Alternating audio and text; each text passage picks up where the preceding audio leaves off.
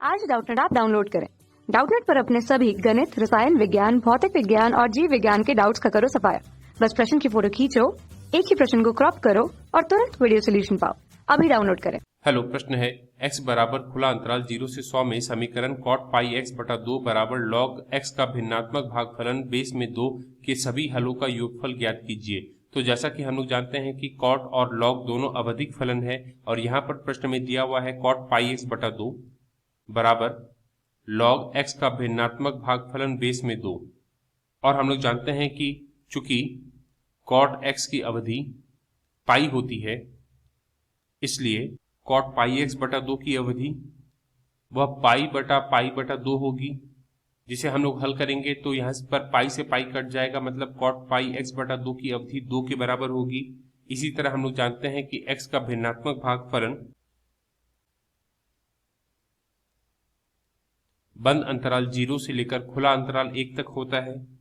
अब हम लोग log x का भिन्नात्मक भागफलन बेस में 2 का अवधि निकालेंगे तो यह होगा नकारात्मक अनंत से लेकर 0 तक खुला अंतराल में।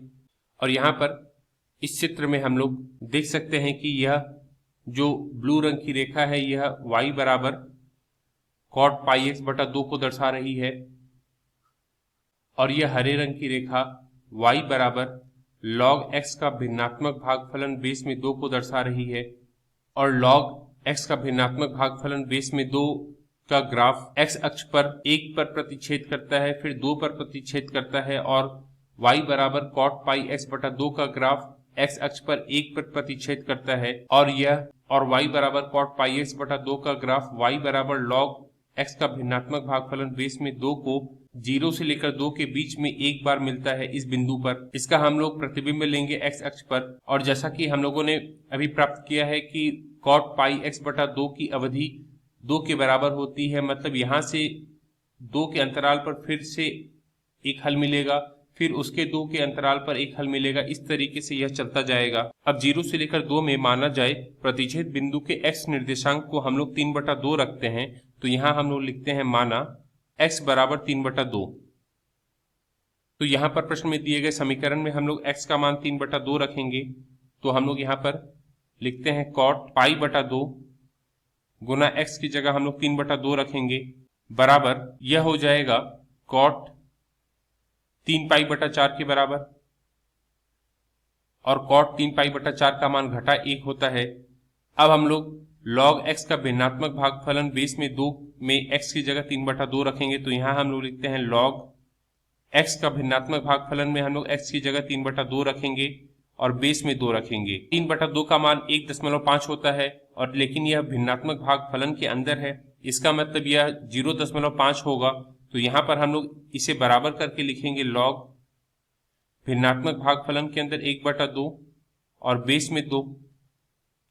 यह मान घटा 1 के बराबर होगा, क्योंकि 1 बटा 2 को हम लोग 2 की घात में घटा 1 लिखेंगे तो घटा 1 बाहर आ जाएगा, तो log 2 बेस में 2 का मान 1 होगा। 1 गुना घटा 1 का मान घटा 1 के बराबर होगा।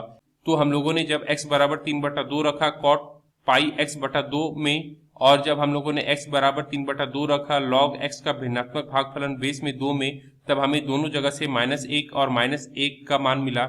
इसका मतलब हम यहाँ पर बोलेंगे कि x बराबर 3 बटा 2 हल होगा। तो यहाँ पर एक हल हमें मिला 3 बटा 2 और अगला हल 2 की अवधि पर होगा, फिर अगला हल 2 की अवधि पर होगा, क्योंकि अवधि 2 है। तो यहाँ पर हम लोग लिखते हैं अगले हल के लिए x बराबर 3 बटा 2 जोड़ 2, क्योंकि अवधि 2 है। इसका मतलब यह मान होगा 1.5 जोड़ 2 मतलब 3.5 अगला हल होगा। ठीक इसी तरीके से हम लोग 0 से 100 में हल लिखेंगे।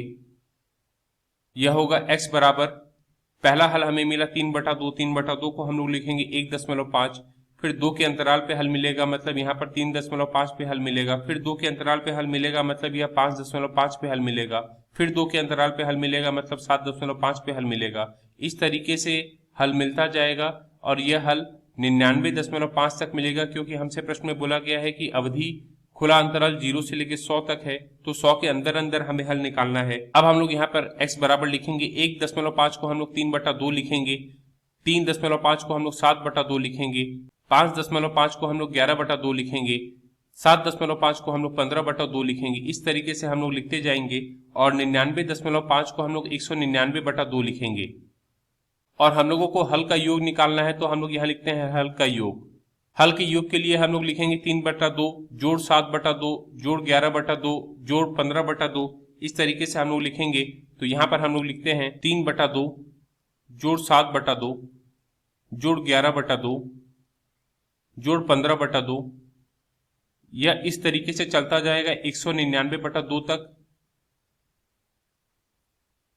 अब हम लोग सभी पदों में से 1/2 को कॉमन ले लेंगे, तो कोष्टक के अंदर हम लोग लिखेंगे 3 जोड़ 7 जोड़ 11 जोड़ 15। इस तरीके से यह 199 तक चलेगा। तो यहाँ पर हम लोग देख सकते हैं कि 3, 7, 11, 15 यह एक समांतर मध्य है, और जिसका पहला पद मतलब a का मान यहाँ पर 3 है, और जिसका अंतिम पद मतलब l का मान यहाँ पर 199 है, और जिसका सामान्य अंतर मतलब स्मॉल d का मान 7 घटा 3 बराबर 4 है। तो यहाँ पर हम लोग l जिसका मान 199 है, l का सूत्र होता है a जोड़ n घटा 1 गुना d। n यहाँ पर कुल पदों की संख्या होगी। तो यहाँ पर a का मान हमें 3 मिला है, तो यहाँ पर हम लोग लिखते हैं 3 जोड़ n घटा 1 गुना d का मान 4 है, तो यहाँ पर हम लोग 4 रखते हैं। इसका मतलब हम लोग लिखेंगे 199 बराबर 3 जोड़ n घटा 1 गुना 4। अब हम लोग इसे हल करेंगे, तो हम लोग यहाँ पर लिखते हैं 199 बराबर 3 जोड़ 4 गुना n का मान 4n होता है, घटा 1 गुना 4 का मान घटा 4 होता है। इसे हम लोग लिखेंगे 199 बराबर 3 घटा 4 मतलब घटा 1 होगा जोड़ 4n। अब हम लोग बाईं तरफ से घटा 1 को दाईं तरफ लाएंगे, तो यह जुड़ जाएगा। तो 199 जोड़ 1 दाईं तरफ हमें 200 मिलेगा। 200 बराबर बाईं तरफ 4n है, तो यहाँ से हम लोग n का मान निकालेंगे। यहाँ से n का मान होगा 200/4।